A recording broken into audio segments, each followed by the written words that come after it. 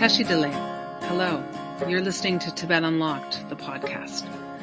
I'm Laden Tetong, and today, on the eve of Tibetan National Uprising Day, or the Lhasa Uprising of March 10th, 1959, I'm speaking with my friends and colleagues at Tibet Action about Russia's invasion of Ukraine from a Tibetan and Tibet movement perspective.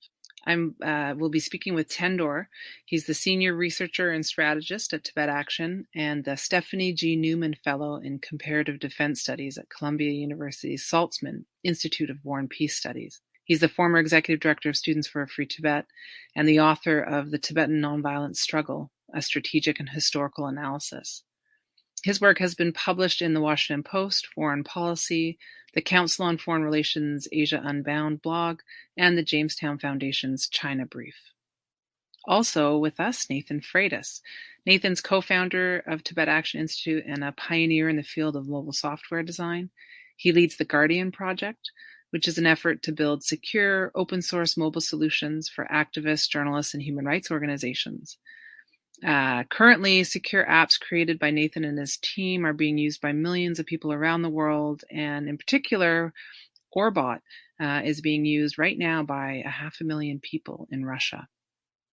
So we'll be discussing this event of military aggression by Russia on Ukraine and talking about the memories it brings up feelings it brings up for Tibetans and Tibet supporters reflecting on China's invasion and occupation of Tibet. We'll be thinking about our past and talking about the future. What does the invasion of Ukraine and the global response mean for China and the Tibetan people's ongoing struggle for freedom? How will this event impact a trajectory of great power politics and the arc of international conflict in Asia and in the world? And what opportunities might emerge in the near future for Tibetans, Uyghurs, and other nations seeking independence from the Chinese Empire? What does this moment mean for Taiwan and others? So we'll get right to the discussion. Thanks for joining us. So it is March 9th. It is the eve of the Tibetan National Uprising Anniversary commemoration, March 10th. It is the day that in Tibet, in Lhasa in 1959, the Tibetan people said enough and took to the streets and called for Chinese occupying forces to leave Tibet and did their best to protect, secure the life of His Holiness the Dalai Lama and the Tibetan government, and they did. 7 days from tomorrow, after a week of protest and uncertainty in Lhasa, in the capital in Tibet, His Holiness the Dalai Lama began his escape into exile on March 17th, and the Chinese military forces began shelling and bombing the capital, and tens of thousands of Tibetans were killed, but they fought valiantly at that time. And they fought back, and such an important part of the Tibetan story. This is a really key and critical time for us every year inside Tibet around the March 10th anniversary's time. They say, the Chinese government does what it's doing this year, locks it down. Locks has a sort of a massive security presence and curtails the activities of Tibetans. This year it's Losar, the celebration of the Tibetan New Year, tries to keep Tibetans sort of out of the streets and prevent any sign of discontent, trouble, protest, organizing from happening, because all of these years later, though China has occupied Tibet for 70 plus years, they do not have control in Tibet. They do not have legitimacy in Tibet, only through force. And the Chinese government has to use extremely brutal, deadly force in order to keep Tibetans from expressing their continued desire for freedom and independence, and for the return of His Holiness the Dalai Lama, their legitimate leader in the Tibetan government, as the legitimate government and representative of the Tibetan people. So this is extremely emotional and important time for Tibetans everywhere. And at the same time, we're watching invasion and occupation in real time, or attempted occupation of Russia in Ukraine. And so it's even more of an emotional, time for everyone, all of us. I can say personally, because I'm transfixed. I can't look away, and I just am of course rooting for the Ukrainians, and my heart is with all the refugees, the people we see fleeing for their lives and the families. And just, of course I can't help but do anything but just relate it back to my own personal experience, the Tibetan story, my father's story, our family's story, our national struggle for freedom still. And I wonder, Tendor, Nathan, if you could maybe just speak to that, what you're thinking and feeling in this moment, what you think Tibetans are. Yeah. Tendor, do you want to go first? Sure.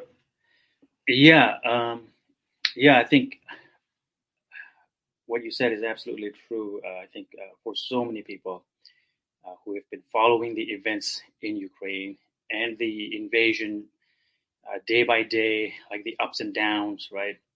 I think, for many of us, it definitely reminded us of so many aspects of the Tibetan struggle. And I think most poignantly for me, there was so much material coming out of Ukraine. There were so many stories coming out of Ukraine that are really inspiring.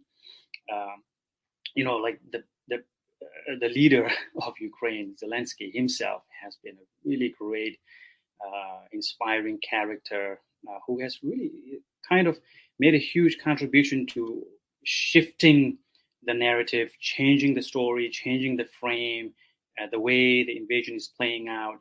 And one thing that's been actually striking me as really courageous and interesting is how so many ordinary Ukrainians have joined the resistance now. And not just ordinary Ukrainians, but actually like some of the extraordinary kind of Ukrainian overachievers. Like one thing that people know about Ukraine is they are really famous in a particular sport. And that sport is like fighting or like boxing, right? So there are some really famous boxers who are from Ukraine. Like they are, holders of like championship belts, and there are some really very famous stars in the UFC kind of sport as well, the fighting sport. And some of these people, they have, they have the option of going, living in Europe. They have enough money to live off, but they basically left behind all of that to go to Ukraine and join the resistance against the invasion, right?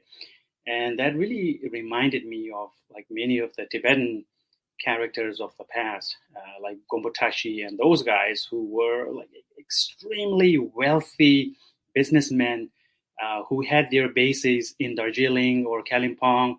They had their empires, right, in India. They have decided to live out there and not go into Tibet or take additional risks or whatnot, but they decided to form that organization called Chushigangduk, which later had a base in Mustang, from where they launched raids into Tibet and valiantly fought the Chinese invasion for several years, and I think people who have studied like this remains an understudied kind of subject. There are so many details of the Tibetan war of independence or war against invasion that still remain unknown. But at one point, I think, people say that at one point there were nearly 100,000 Tibetan guerrillas, voluntary soldiers who were resisting Chinese invasion in Tibet. And there were also all those monks from the monasteries who basically gave up their robes to go and join the resistance, right? So all of the stuff that's been happening in Ukraine was making me think of those moments and those sacrifices that people made back then.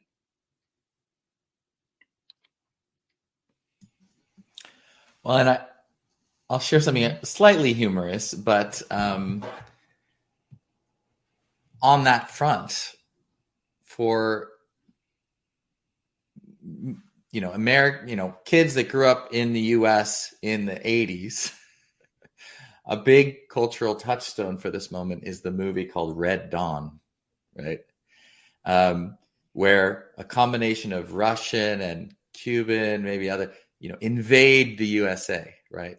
And these high school kids with their gym teacher form a guerrilla unit, and they hide out in the mountains and they fight back, right? And they defeat this invading force.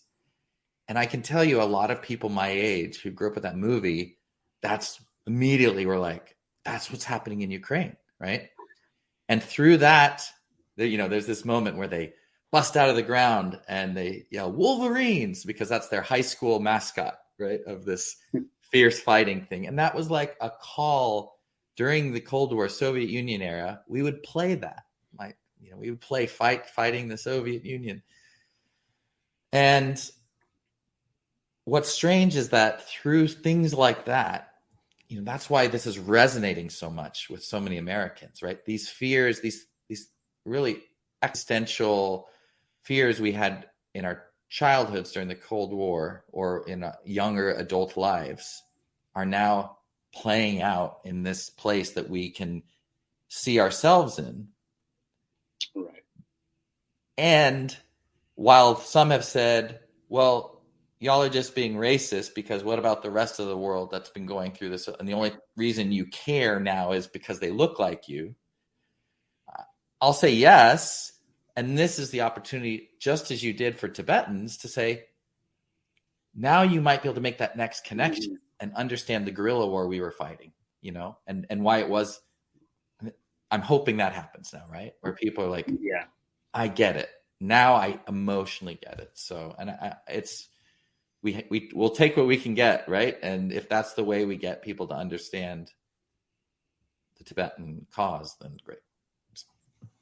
Yeah, totally agree. Yeah, the scenes of people fleeing, I think everyone, in general, I just think people are good and they see these things in real time and see families and children fleeing and are moved and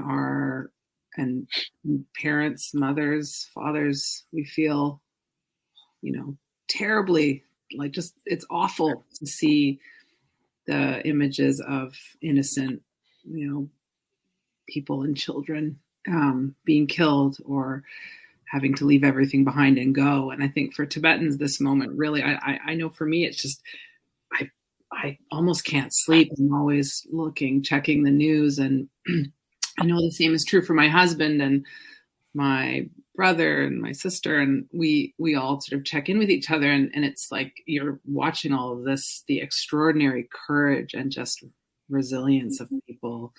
And then just relating it back to the Tibetan story. And I think, I was watching on some program where people were leaving, refugees were leaving, and, the kids at the station with their parents and their luggage, and then others who stayed to fight. And I think of I have been thinking a lot about my husband's father, who was worked in an office. I mean, he was a bureaucrat with the Tibetan government at the time in 1959. And he, like so many others, took up arms to defend, well, not just His Holiness, both His Holiness, the life of His Holiness Dalai Lama and Tibet. And finally went into the streets and he fought and had to, he got pushed out of Lhasa and had to make that journey, escape out of Tibet, and his wife and his 2-year-old daughter were left behind, and that was it. I mean, that part of his life and his family ties were broken, and as I'm watching people leave, I'm thinking, when do they get to go back? Hopefully they won't know decades of exile like Tibetans, now Syrians, others, that they, when will these families see each other again? My husband's father did see his wife and child again, not until many, many years had passed. And those lives were just different.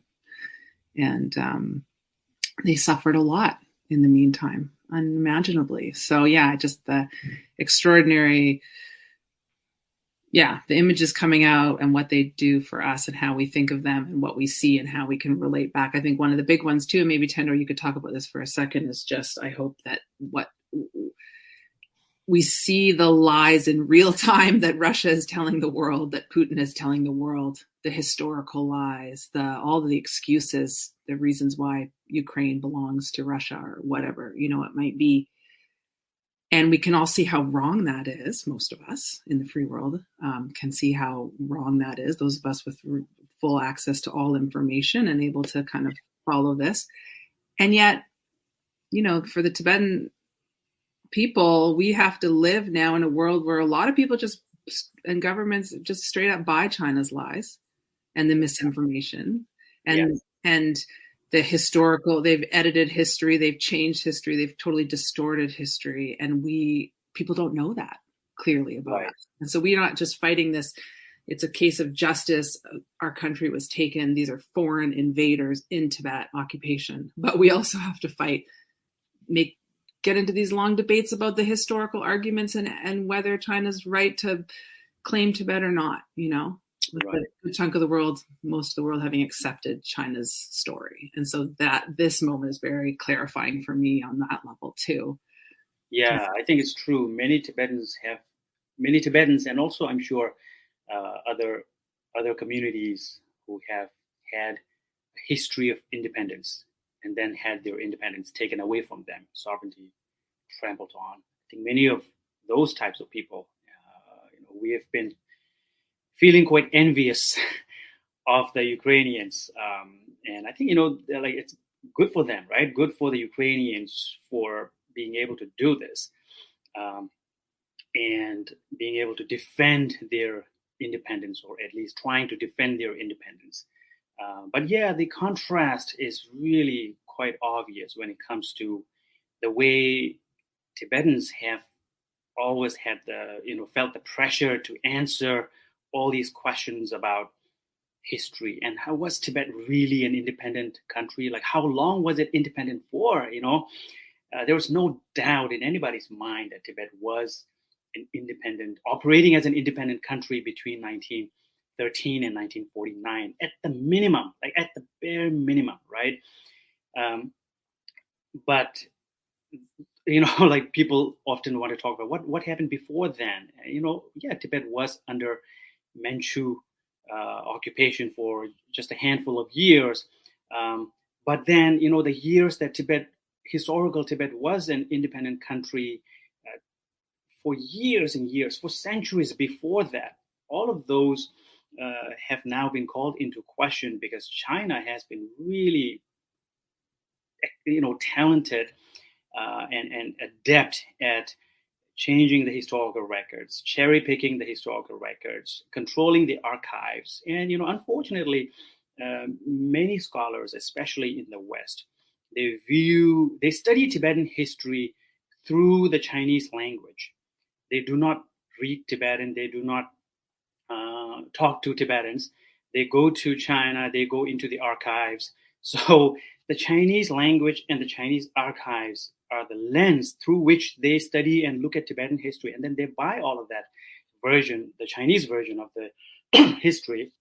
But anybody who does a little bit of research and, due diligence will find out Tibet actually was not only an independent nation for centuries and centuries, but its own major civilization in Asia. And it's really interesting to hear the kind of defenses that we are hearing now by people arguing against the Russian argument, the Russian version of history, by saying, well, Ukraine was independent for 30 years, right? And I believe, if a country has been independent for 30 years, it should have a right to independence, right? It should. But if that was the case, then Tibet has definitely the right to be an independent country again. But at the same time, I also think the Ukrainians fighting to preserve their independence and fighting for independence also is an argument for independence, actually. It's not just what what your history was. That also counts, right? That's a huge factor. But at the same time, whether you are trying to make history right now, that is also a major argument for why a country and a people should be independent. And that's what the Tibetans are doing. That's what the Tibetans did when fighting Chinese invasion, right? So yeah, I think there are those moments when we are definitely very envious of the Ukrainians, in spite of the tragic situation that they are in. And I'm sure, Tibetans, Palestinians, Uyghurs, like many other people who are looking at the situation right now. And I think like Nathan said, I think the useful way to think about this situation is now, how can we leverage this to elevate our own struggles, right? I was going to say, I've been to the Lhasa Museum, and they tell a real nice story there about the harmonious, Manchu Empire and the history of Tibet as part of China for many. Right.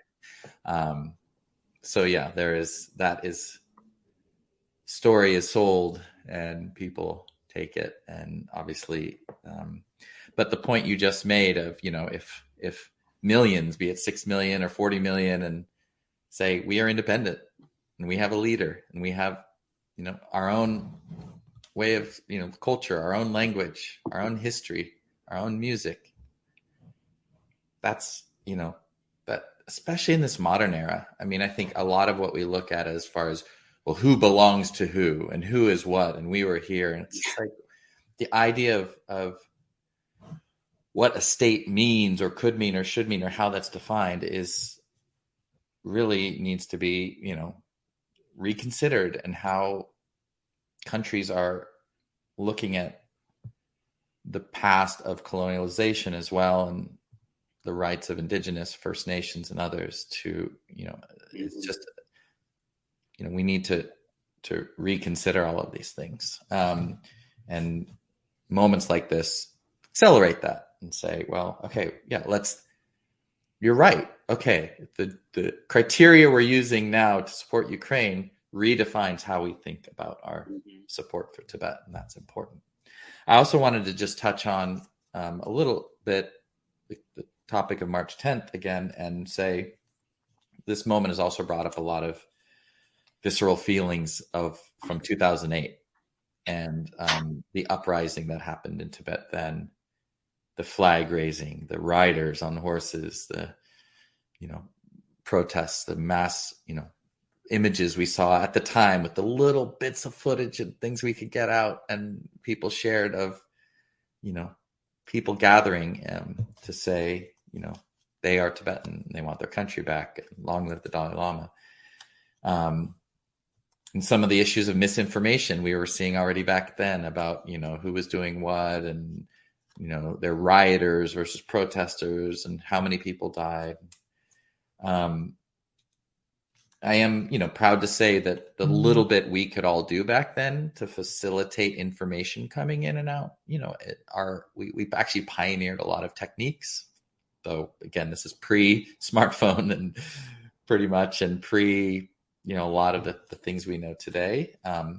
But a lot of those same techniques for breaking the censorship and blocks and things and verifying information are now being used at a wider scale. And I think it's also quite interesting that, both of you were mentioning the images, the people, the stories, the boxer, the fighters, the parents, and so much of this experience is being defined by social media and smartphones. And, even stories of refugees. I have a friend whose 2 80-year-old grandparents were in Ukraine, and they helped them get to Poland from the US.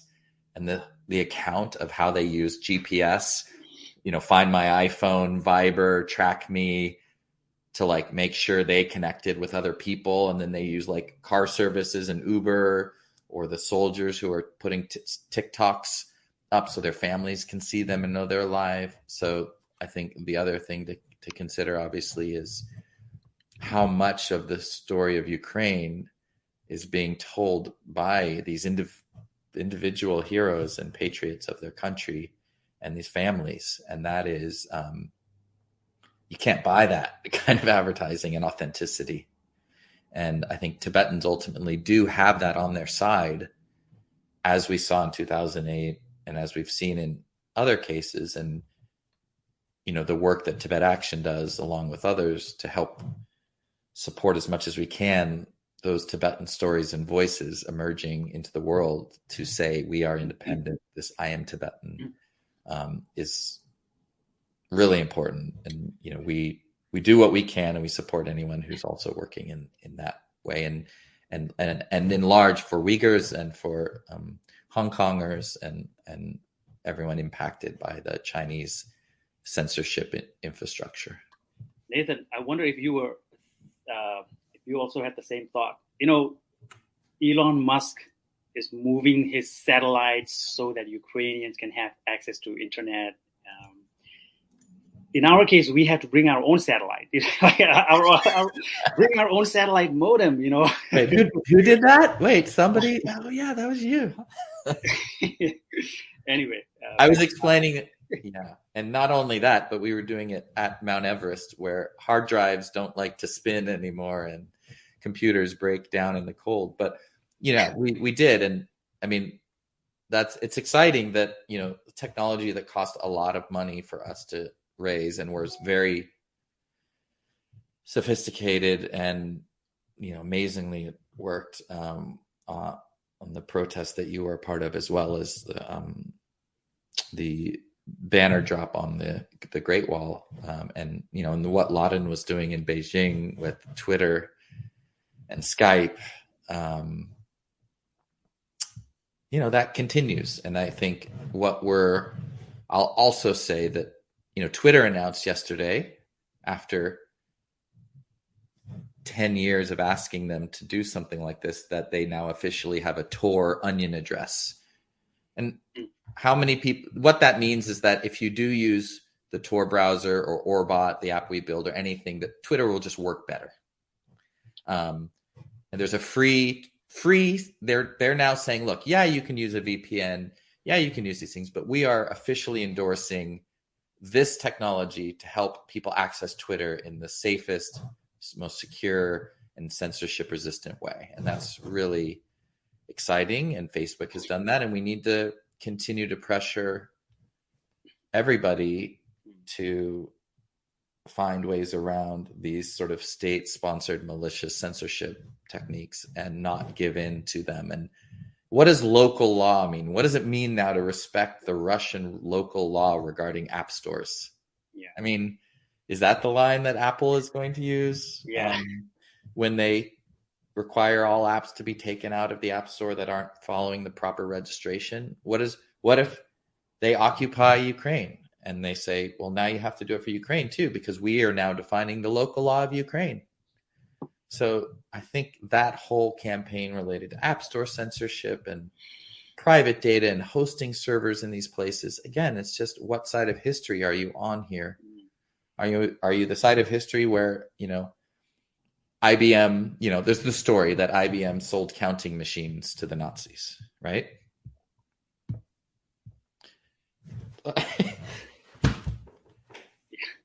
It's one that makes me sick, and these things are happening with technologists all the time, and we know that people are selling surveillance face detection to China for Uyghurs, right? And Tibetans. So. Yeah. And these moments are the moments to say, okay, we all see it. Everyone says they understand now, right? So let's understand it in its entirety, and let's look at it in the world and see where the forces of good and evil are fighting, where there are just causes and massive human rights violations, atrocities, totalitarian, authoritarian states brutalizing people, where our own governments may be supporting, such occupation or enabling human rights abuses, or you name it. Yeah, I hope Ukraine doesn't remain a one-off kind of issue of exception. I hope that it becomes like a gateway drug, like a gateway issue, So the the impact that Ukraine will have. And I hope Ukraine succeeds in defending and restoring their independence, right? But the way it'll do that by galvanizing the international community, by activating the sanctions, and by mobilizing support in such an unprecedented kind of way, I hope it will enlarge that gate through which others will get to walk one day. I think that's the hope that many of us have in this situation. Because like the other thing that I have been really sympathetic about the Ukrainian situation is also how every time I hear people debate the issue and frame it in a way that puts, they put two fighters in the ring. One is Russia and the other is US automatically, and people basically frame the whole debate in terms of, well, because US did that or because NATO did that, the Russians have to do this and that, And where is Ukraine in that equation? Where are the Ukrainians, right? So I think just like we had slavery, right, in the past, and or the caste, some kind of a caste system among individuals. I think there was a caste system among nations and among states. And you have the empire states on the one hand, the major powers, empire states like Russia, US, China, right? And then you have the small nations, like the small real nations like Tibet or Ukraine or East Turkestan, the Uyghurs. And there was a huge gap. There was a huge hypocrisy or double standard in the way that they get treated and the way we get treated. There's this, like empire nations get their own treatment and everybody thinks about them all the time. Everybody is like sensitive to their needs, to their securities and insecurities. Russia has become insecure and that's why they did that, But the Ukrainians should be number one in the equation because it's their country, it's their nation, right? So I hope, it will also bring people some kind of realization and understanding about the need to treat all nations equally and not make this kind of discrimination, this kind of caste system between nations and between peoples. Just like we abolished individual slavery, I think there should be a day that this kind of slavery among nations and, the two-track kind of discrimination among nations should also be abolished one day, Well, and if we can see things clearly, and every time we've had to, fight against the so-called left tankies trying to undermine Tibetans' legitimate right to freedom and independence and self-determination because the U.S. at one point had an involvement in, because the U.S. ever talked to or touched Tibet, because Tibetan resistance fighters accepted support from the CIA at one point, because that was in Tibetans' interest to want to fight. And someone said, hey, we want to help you. Now let's have this moment, okay? Ukraine. The Ukrainians are fighting for their lives and for their existence. And the world is helping them and offering support. What are they going to say? No, we're going to do this all on our own. Please, people, we can't have we can't be tainted by the politics of this. Exactly. No, forget it. They're fighting for their survival. And to have these fools argue this against us all the time on Tibet, that we somehow are illegitimate as a nation in a struggle because there was ever U.S. government support for Tibet. I hope in this moment is just, especially for Tibetans and for our supporters, it's just so clear what a ridiculous argument that is, what a bankrupt position that is. And just like, it deserves absolutely zero attention and time from us because it is just an absolutely wasted position. And we see that now in this moment. This is what it looks like. I'm sorry, just because we said Elon Musk and we just have to for 1 second. I know, Tenu, you're making us be very positive, but Elon Musk, Airbnb, Apple, who else? Sorry, I got it. Oh, IOC. Can we just have a moment for Tibetans and Uyghurs and Hong Kongers and all Southern Mongolians and Chinese courageous rights activists and dissidents? Can we just have a moment that these people, okay, great, do the right thing on Ukraine, but you are hypocrites. Yeah. You are what, racist? Because just like a month ago, we said all sorts of things to you. Airbnb operating in where there's genocide happening in East Turkestan, in Tibet, right? Not a response from Airbnb around the Olympics and their sponsorship and their business activities. Elon Musk, they're opening Tesla showrooms in East Turkestan, or what China calls Xinjiang. Okay. And he went on the record just defending and extolling the virtues of the Chinese people and regime and their entrepreneurial selves. And please, sick. I'm sorry. And the IOC, don't even get me started. They are doing the right thing only because there's no other choice, or because they're racist and they don't think brown people of color, those of us in the far other time zones of the world, are just legitimately deserving of our basic. We're not even asking them to help us. We're asking them not to hurt us and not to help the Chinese government hurt us. How about that figure skating final? That was Olympics gold right there. Please. Yeah. And I think, with Starlink and some of the satellite companies in particular, they, are actively denying service to those areas and actively, routing in ways to not, be able to. I'm not even sure we could, bring a BGAN satellite to Everest right now and it would work, or Starlink and some of these things. And so I think you look at how technology companies, there is another layer to this that we should talk about related to sanctions, right? That I've been struggling with, where, on the one hand, we see technology as liberating, and the more that global technology is shared with a place, the more sort of westernized or open they will become, right? And so similarly, right now, there's kind of a conflict between people trying to enable Russian people to have access to the global internet versus others that are trying to shut down the internet to Russia, or both Russia and global. Some internet providers saying we're shutting it off. They're shutting off gas and oil. They're shutting off credit cards. They're not selling Starbucks anymore or something, or McDonald's, and banking.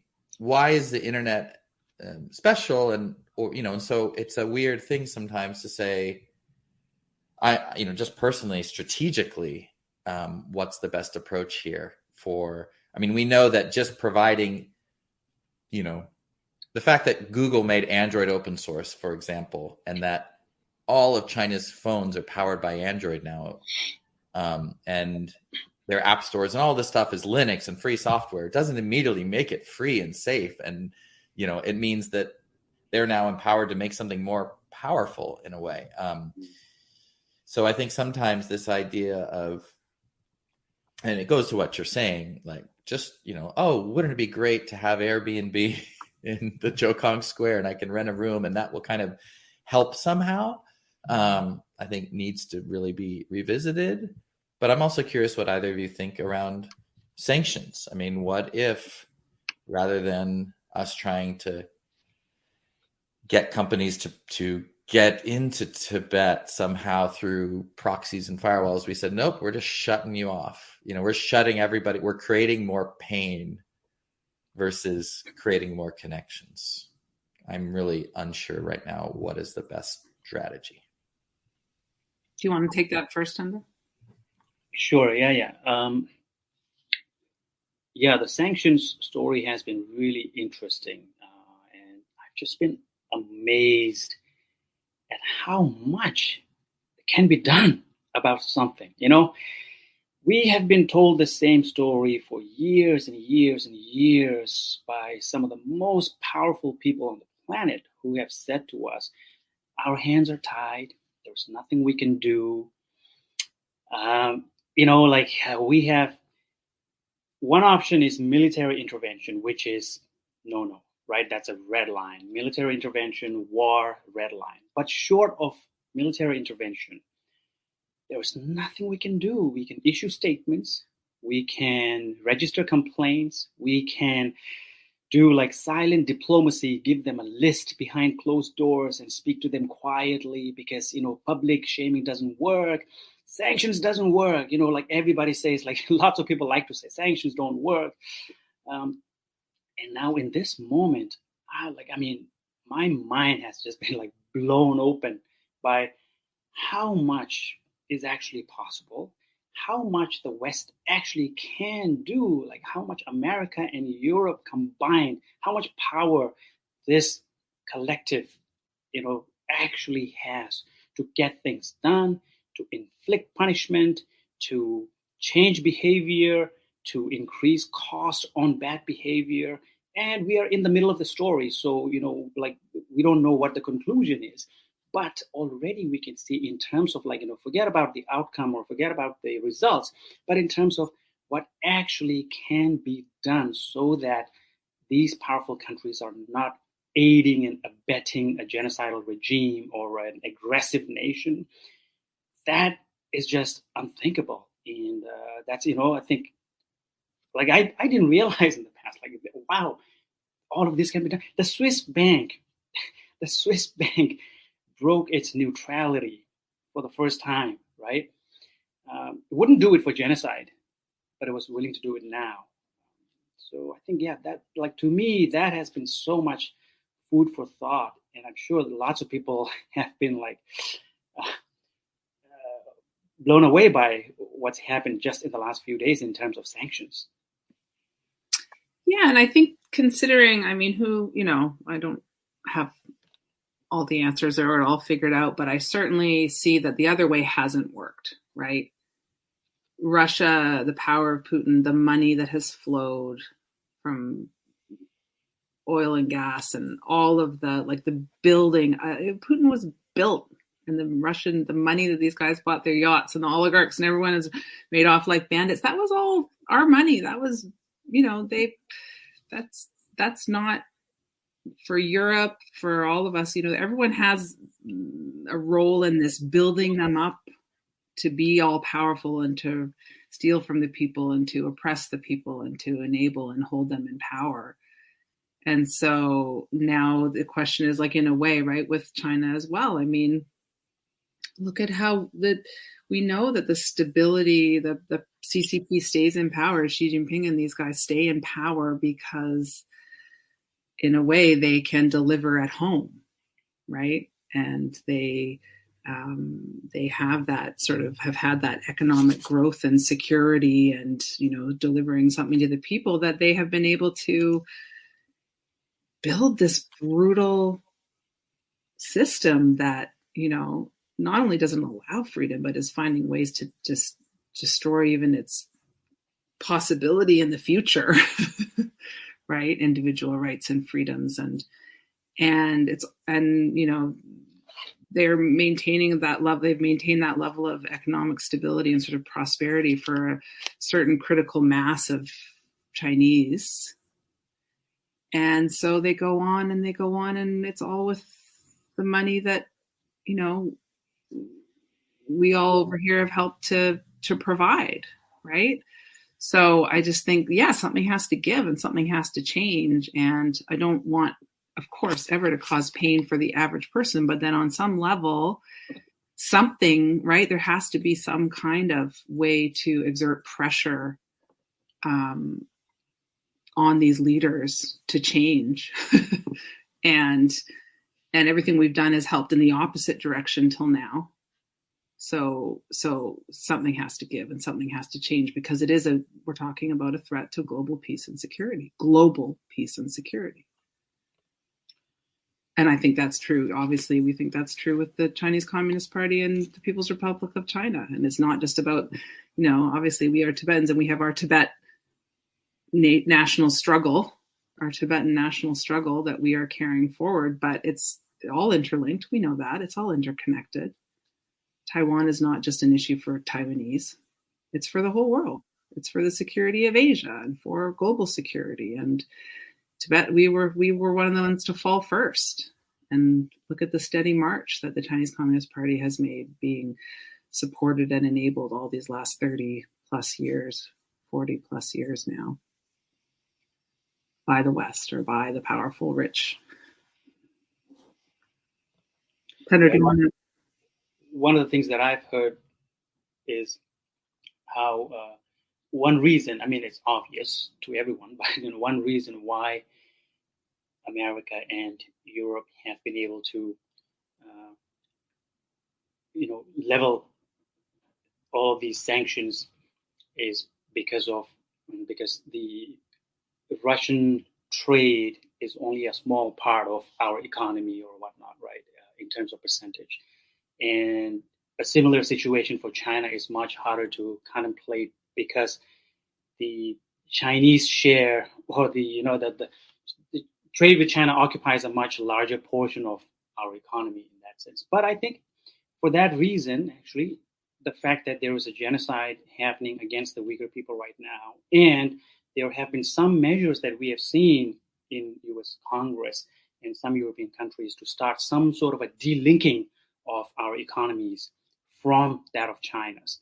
And I think it's it's a very positive kind of path moving forward, because let's say if China invades Taiwan in the future, right? If we have a similar situation at hand, there has to be tools and mechanisms that can be activated to punish the Chinese government for aggressive behavior. And the only way that can be that can have a real chance of happening is there is some kind of delinking of our interests and economy and other areas of activity starting now, so that this becomes possible at some point, or this becomes feasible and practical at some point, right? So that's the other thought that I had. I just wanted to say I love going to Taiwan. I think they really should do a huge marketing campaign like the Hawaii of Asia or so. I mean, it's like the best place. The food, first the people, the progressive government, and the open culture, and the interaction between community and civic and tech and government, the entrepreneurial spirit. I mean, the fact that they make, like, other than Korea, they like make all the chips, right? People don't know like how important Taiwan is. The beauty. I mean, literally, it's a tropical paradise with like the best Asian street food from multiple countries fused into one, and just fun. And this idea of how do we de-other people and connect the dots between places that we should care about and understand, not just because they're, an American, colony or Western. Oh, it's a place we know because of a colonial power, but because, it's a place that is an independent culture and country and leadership that has real value. That's like, boy, imagine if all of China or Tibet could be this, right? I mean, I see in the model of Taiwan, I see a future Tibet where, different cultures and people are represented and connected, and the tech and the government and the people are all there. And I feel like that's another, I'm sure people are onto this, but I'll say, as someone that's, traveled in Asia extensively, Taiwan isn't one of those places where people are like, I'm going to go to Taiwan. I hope maybe increasingly, but I think that's, just as a side note, the psychological connection there. But I do think for groups that hopefully are wargaming, strategizing, forecasting, futurists, they take the Ukraine situation and put that on top of Taiwan and say, okay, how's this going to play out there? And I know from a technology standpoint, we've been doing this in our work, with Hong Kongers and Taiwanese increasingly, right? And thinking about internet resiliency and censorship and how their communication apps, the spread of WeChat there versus I'm already forgetting there. WeChat doesn't have a strong hold in Taiwan, which is great. But the kind of, the skill sets of Taiwanese to have digital security and anti-censorship and kind of hackathons and hardware and understand their ability to like stay connected to the world is like key in a place like Taiwan now, where, Tibetans and Uyghurs and to a lesser extent Hong Kongers didn't always have that privilege and capability.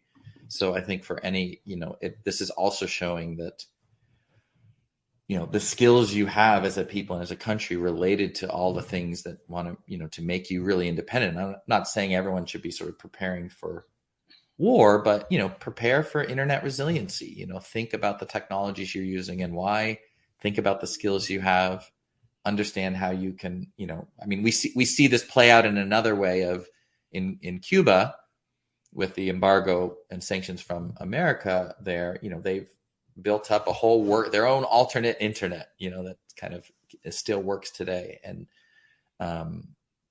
so I think this is an area of work where we are starting to see in Tibet that after, younger generations are getting smarter and more capable and doing more interesting things with technology, as well as Tibetans in exile.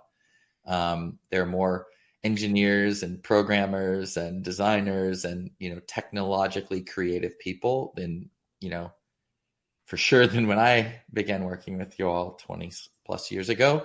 That it's so exciting, right? And these skills are really important, not just from a cybersecurity perspective, but from like saying, how do we, stay resilient as a people, but also how do we,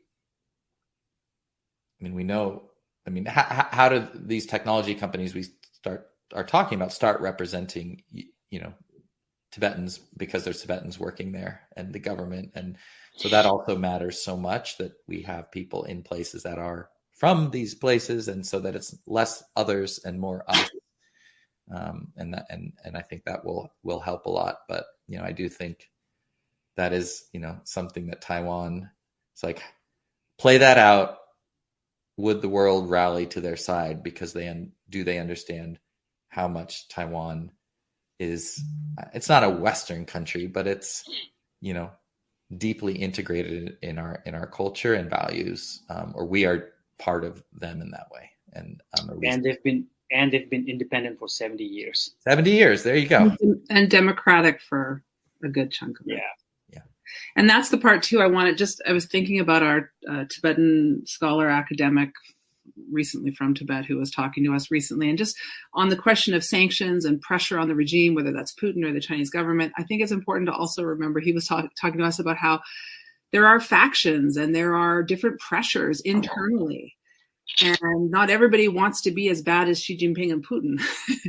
And we have to think about that in being strategic, and sanctions and visa ineligibilities and pressure on these governments and these regimes in every possible way will help also to, give the other camps or the other sides who are maybe wanting or willing to fight against internally, even though the stakes are very high. We need to give those camps of people and more encouragement and the arguments they need internally to say, this is not the way. Look at what this authoritarian, non-democratic, closed society, war-mongering, imperialistic vision for Russia or China is not the way. Actually, this is the way. And this will be the benefits. And these are the obvious negatives. And the hit on the economy is the massive hits to the economy for Putin right now are not in his favor internally and in any internal disputes or divisions. And I think that's also the case. We have to think about the Chinese Communist Party, Xi Jinping, and also just that everything is not perfect, that we don't even know hardly the true situation of China's economy, but what, very smart economists and money people will tell us is that there are big problems afoot at home because of their mismanagement of the economy, because of their theft, because of the way that they have, let some people run away with all the money, like in the Communist Party, and others have nothing. And they've it's not all stability, and it's not all just absolutely rock solid. And so economic sanctions and economic pressures are a useful tool and can be effective in achieving certain desired, results or changes of behavior, or at least in this case, I hope in this moment, a deterrent for the invasion of, act as an effective deterrent for the invasion of an occupation of Taiwan, right? We have to think about those messages also and those pressures. We probably should wrap it up sort of soon now. So should we do closing thoughts, or strategies, opportunities looking forward, whatever you want to end on? Sure.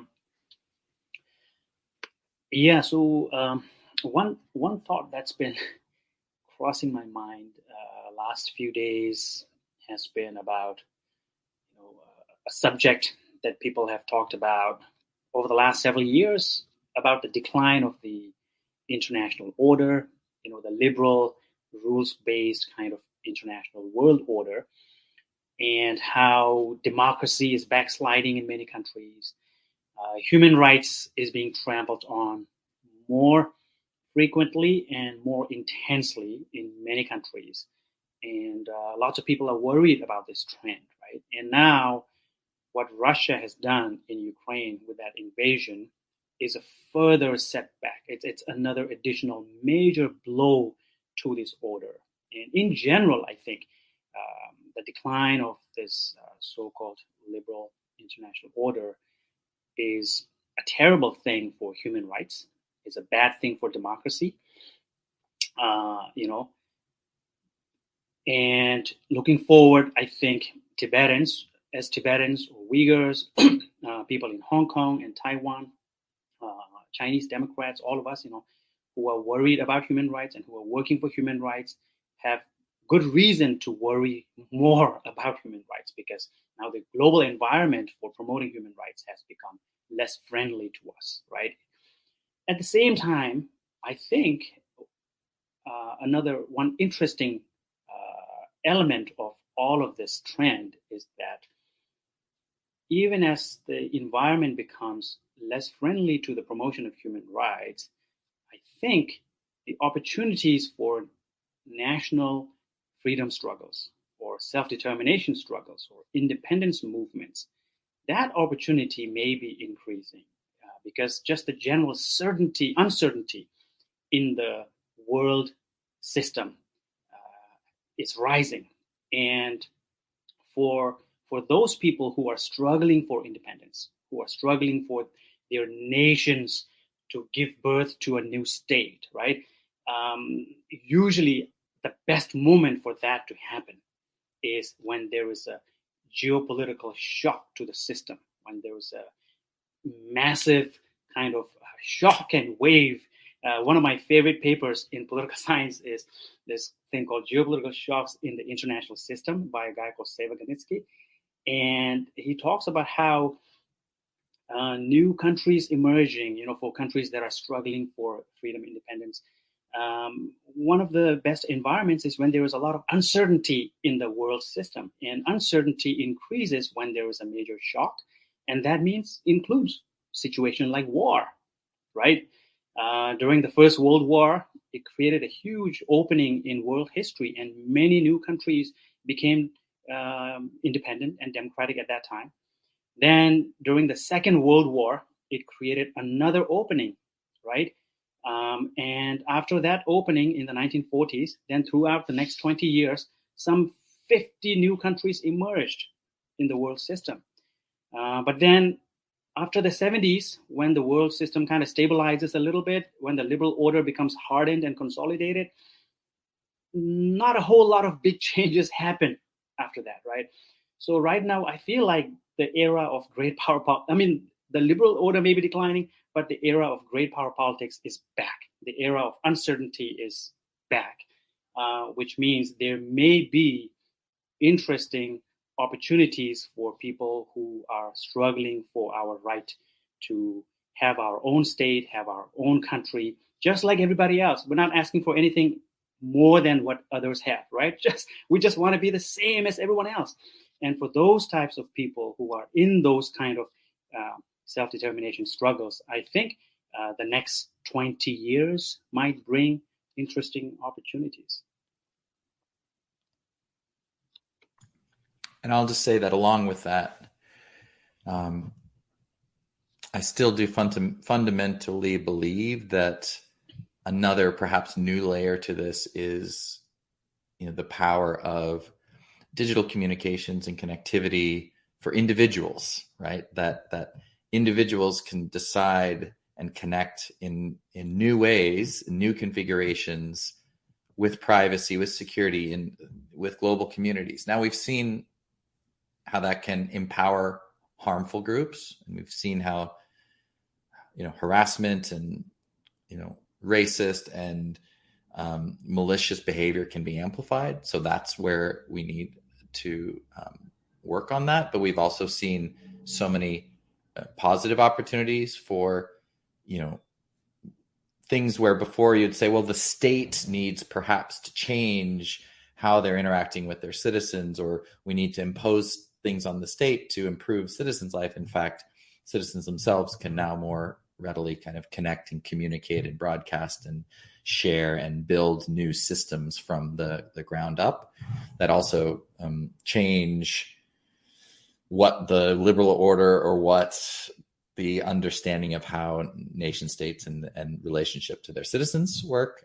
But it also means, we're seeing that in soldiers posting to TikTok from the front lines of a battle and broadcasting to the planet, or families using GPS signals on their phones to rescue their refugee, grandmothers at borders. And that has nothing to do sort of with services or the state or Red Cross even, it's empowerment of people in new ways.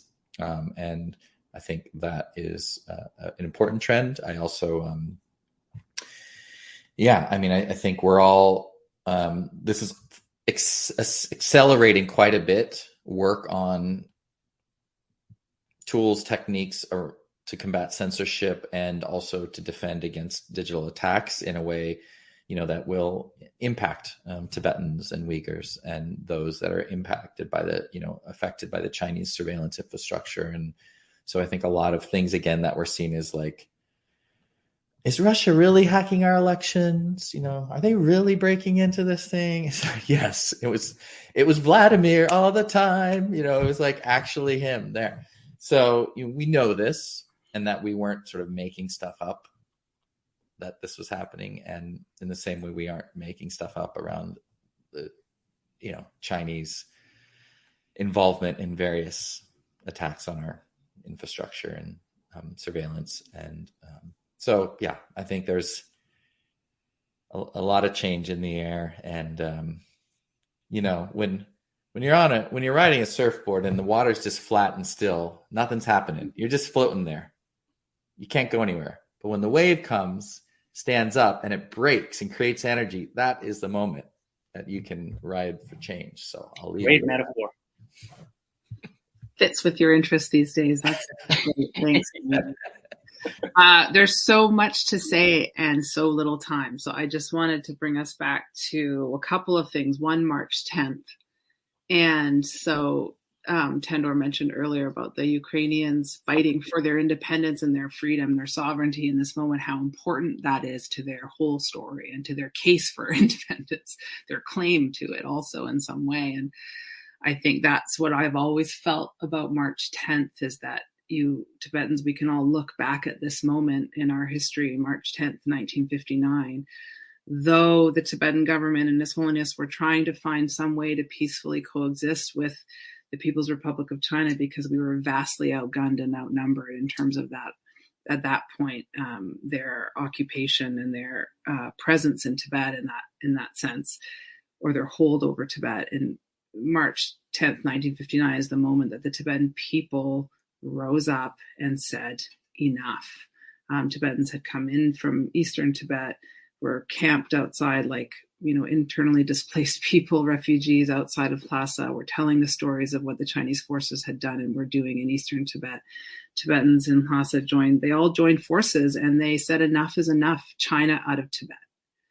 They said, this is a foreign occupation, China go home, Tibet is for Tibetans, just like Ukraine is for Ukrainians, and that those calls that they made at that moment, and the uprising, the national uprising.